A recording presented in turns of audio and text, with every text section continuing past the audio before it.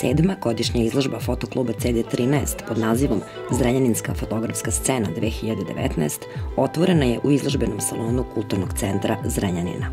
Po objavljenom konkursu pristiglo je 209 fotografija od 29 autora. Tema je bila slobodna. O najboljim fotografijama odlučivao je žiri u sledećem sastavu: Milica Bjelanović, Virak Ištvan i Dušan Živkić. Za izložbu žiri je selektovao 72 rada, dodelio 6 nagrada i po 3 pohvale u 2 kategorije: kolor i monohromatska fotografija. Ja sam dobio prvu nagradu u kolor selekciji za fotografiju renesansa.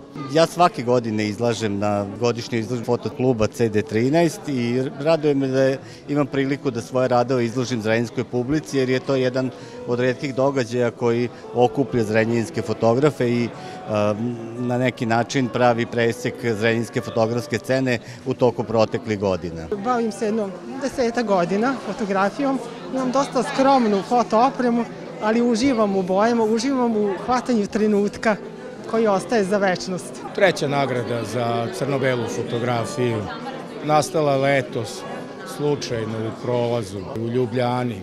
Video sam plakat za jednu fotografsku izložbu i zgrade u pozadini su bile kao i zgrada na tom plakatu. Izabrane su kao najbolje fotografije koje su kompozicijski, stilski, tehnički najbolje odrađene.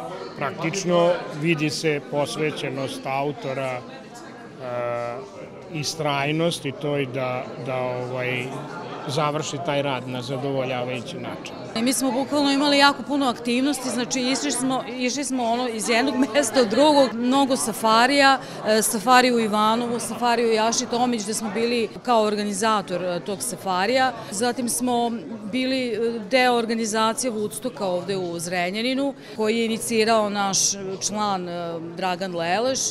U okviru ceremonije svečanog otvaranja proglašeni su najuspešniji učesnici godišnjeg konkursa fotokluba i autori fotografija.